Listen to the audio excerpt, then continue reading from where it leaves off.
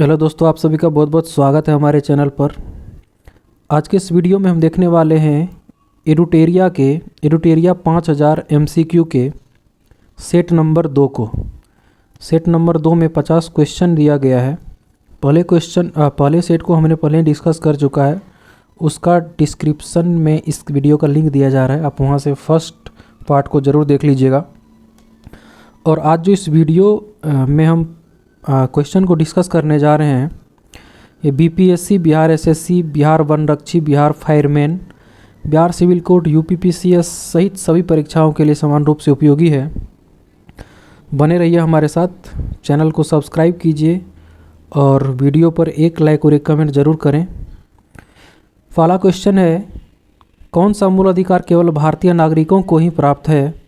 15, 16, 19 उपयुक्त सभी। आप लोगों को बताना चाहूँगा कि 15, 16, 19, 29 और 30 ये आर्टिकल हैं जो केवल और केवल भारतीय नागरिकों को ही प्राप्त है, विदेशी नागरिक को प्राप्त नहीं है। नेक्स्ट क्वेश्चन, राज्यसभा के सदस्यों का कार्यकाल 4 वर्ष का होता है। राज्यसभा सदस्य के लिए कम से कम 35 वर्ष आयु होना आवश्यक है। राज्यसभा अस्थायी सदन है, लेकिन इसके 1/4 सदस्य प्रति दूसरे वर्ष पदमुक्त हो जाते हैं। तो इसमें से कौन कौन सा आंसर जो है सही है? तो आप लोग को बताना चाहूँगा कि केवल 2 इसमें सही है। सॉरी, उपयुक्त सभी सही है, इसमें उपयुक्त सभी सही हो जाएगा। राज्यसभा का कार्यकाल जो है, राज्यसभा के सदस्यों का कार्यकाल 4 वर्ष का होता है, इसमें से गलत कथन बोल रहा है, तो ये तो गलत है। 35 वर्ष का आयु होना ज़रूरी नहीं है, बल्कि 30 वर्ष का आयु होना ज़रूरी है, ये भी गलत हो गया। और एक अस्थायी सदन है, लेकिन इसके 1/4 सदस्य प्रति दूसरे वर्ष पदमुक्त हो जाते हैं, ये गलत है, बिल्कुल गलत है। क्योंकि 1/3 जो है ये प्रत्येक 2 साल पर इस पदमुक्त हो जाते हैं, तो ये सारे के सारे जो कथन हैं वो गलत हो जाएंगे। नेक्स्ट क्वेश्चन है कि धन विधेयक को राज्यसभा अधिकतम कितने दिनों तक रोक कर रख सकता है? तो इसका सही आंसर हो जाएगा 14 दिन। अगर 14 दिन तक राज्यसभा इस पर अपनी सहमति देते हैं या न देते हैं, उसे कोई फ़र्क नहीं पड़ता है।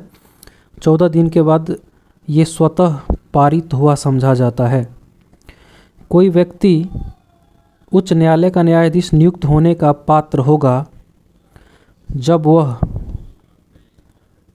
क्या हो जाएगा, भारत राज्य क्षेत्र में कम से कम 10 वर्ष तक न्यायिक पद धारण किया हो, या लगातार 10 वर्ष तक उच्च न्यायालयों में अधिवक्ता रहा हो, उसकी आयु कम से कम 35 वर्ष हो। इसका राइट आंसर केवल एक होगा, क्योंकि 10 वर्ष तक न्यायिक पदक धारण किए हुए लोग जो हैं उच्च न्यायालय के न्यायाधीश हो सकते हैं,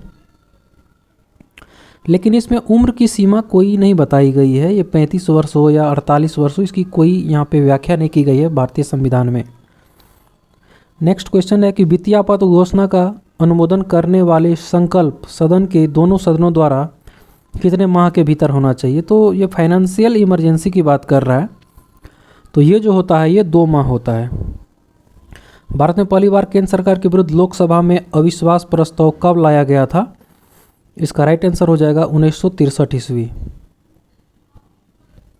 नेक्स्ट क्वेश्चन है कि राज्य के नीति निदेशक तत्वों के परिवर्तन के लिए किस अनुच्छेद में उपबंध किया गया है? तो राज्य के नीति निदेशक तत्वों के परिवर्तन के लिए उपबंध किया गया है अनुच्छेद 37 में। चेलैया समिति का गठन किस वर्ष किया गया था?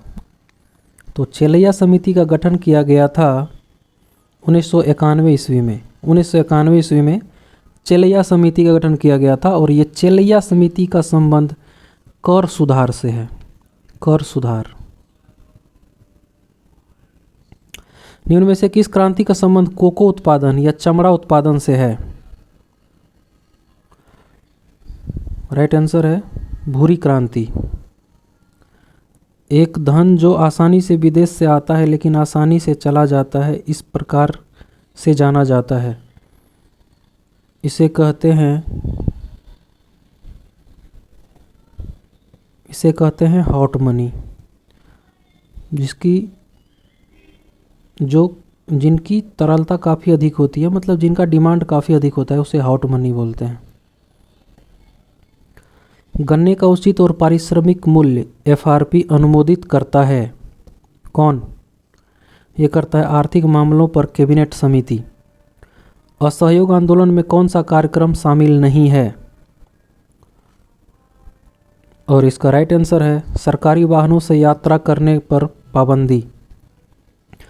दांडी मार्च की समाप्ति किस तिथि को हुई थी? तो ये 6 अप्रैल 1930 को हुई थी।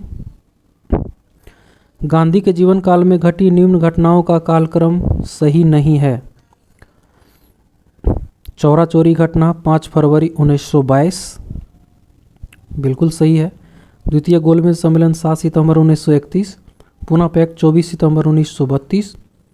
भारत छोड़ो आंदोलन 23 मार्च 1942। ये बिल्कुल गलत है कि भारत छोड़ो आंदोलन जो हुआ था ये 8 अगस्त 1942 को हुआ था।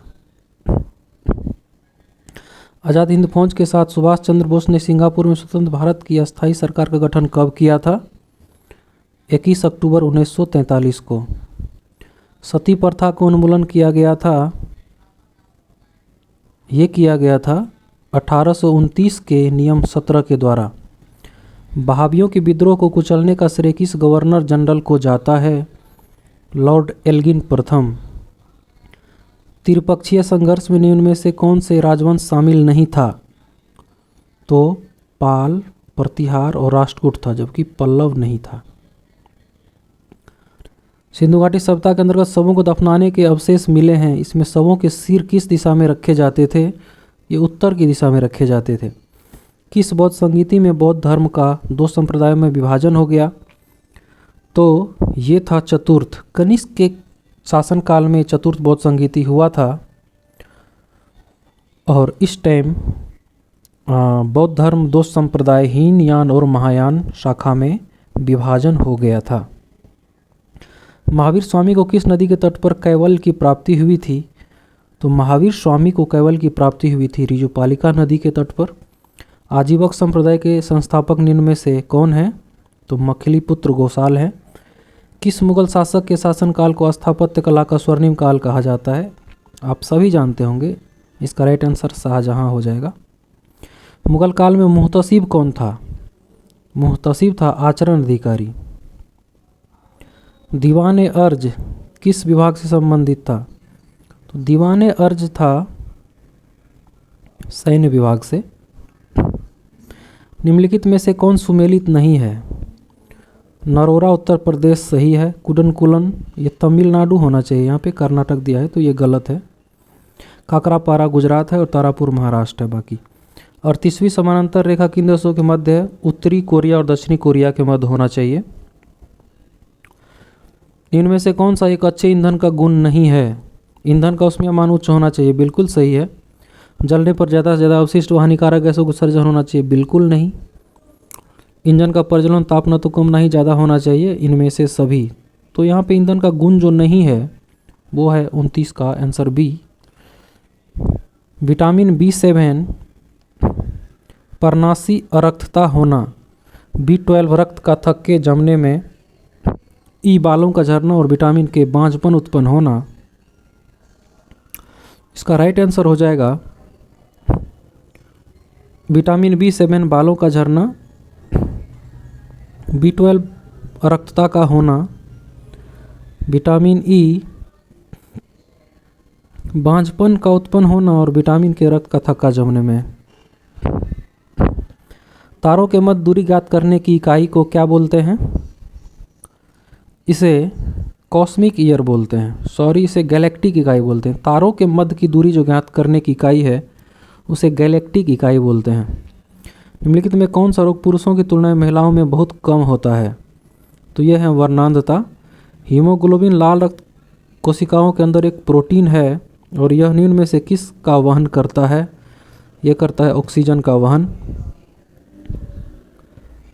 किसी पदार्थ को एक अवस्था से दूसरी अवस्था में बिना तापमान में बदलाव किए परिवर्तन होने के लिए आवश्यक ऊष्मा की मात्रा है?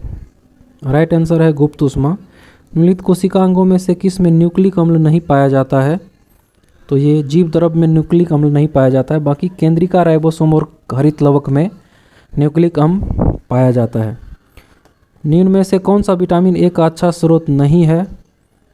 तो विटामिन ए आम में होता है, पालक में होता है, और ये मछली के तेल में भी होता है, लेकिन जंतुओं के यकृत एवं गुर्दे में नहीं होता है। सूची 1 को सूची 2 से सुमेलित करना है। प्रतिरोध का मात्रक जो होता है वो ओम होता है, विद्युत प्रवाह का मात्रक एम्पियर होता है, बल का मात्रक न्यूटन होता है और पावर का मात्रक वाट होता है। धातुओं में सबसे कम घनत्व वाला तत्व कौन सा है? तो धातुओं में सबसे कम जो घनत्व होता है वो है लिथियम। प्राकृतिक रबर के बारे में निम्न में से कौन सा कथन सही है? यह एक प्राकृतिक बहुलक है और इसमें लोचदार गुण होते हैं। इसका राइट आंसर हो जाएगा, तो कौन इसमें सही नहीं है ये पूछ रहा है, तो ये एक प्राकृतिक बहुलक और इसमें लोचदार गुण होते हैं। प्राकृतिक बहुलक तो है। किसी तत्व का रासायनिक गुण निम्न में से कौन तय करता है? तो रासायनिक गुण तय करता है इलेक्ट्रॉन की संख्या। देवप्रयाग की नदियों के संगम पर स्थित है, तो देवप्रयाग है भागीरथी और अलकनंदा के संगम पर। निम्नलिखित में से किस राज्य से कर्क रेखा बीचों बीच गुजरती है? तो ये है मध्य प्रदेश।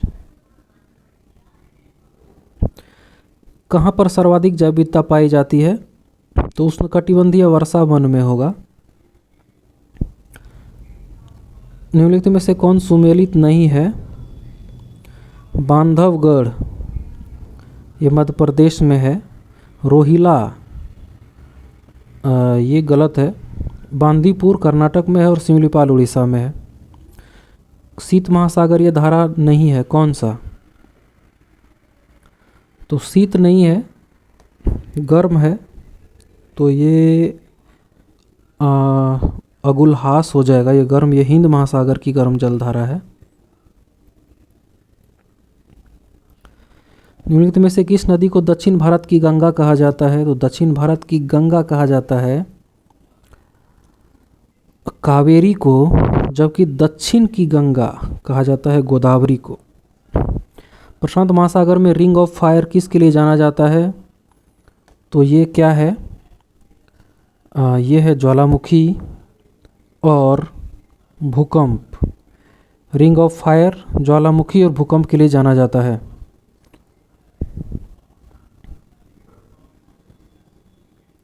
निम्नलिखित में से कौन सुमेलित नहीं है? तकलामकान चीन बिल्कुल सही, थार भारत बिल्कुल सही, अटाकामा चिली सही है, लेकिन गिब्सन जो है ना ये इस अफ्रीका में नहीं है बल्कि ये ऑस्ट्रेलिया में है। प्रतिरोधात्मक या घर्षणात्मक बेरोजगारी कौन सा है? तो व्यवसाय रोजगार परिवर्तन की प्रक्रिया के दौरान श्रमिक व्यक्ति कुछ समय के लिए बेरोजगार हो जाता है, इसे प्रतिरोधात्मक या घर्षणात्मक बेरोजगारी कहा जाता है। न्यूनतम समर्थन मूल्य के बारे में निम्नलिखित कथनों पर विचार कीजिए। न्यूनतम समर्थन मूल्य आर्थिक मामलों की मंत्रिमंडलीय समिति द्वारा प्रस्तावित की जाती है। न्यूनतम समर्थन मूल्य कृषि लागत एवं मूल्य आयोग द्वारा अनुमोदित की जाती है। तो इसका राइट आंसर क्या हो जाएगा? 1 और 2 दोनों सही है।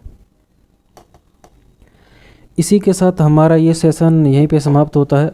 वीडियो अच्छा लगा हो तो हमारे चैनल को सब्सक्राइब कीजिए और वीडियो को लाइक कीजिए, एक कमेंट कीजिए और अपने दोस्तों को फेसबुक व्हाट्सएप ग्रुप पे ज़रूर शेयर करें। बहुत बहुत धन्यवाद।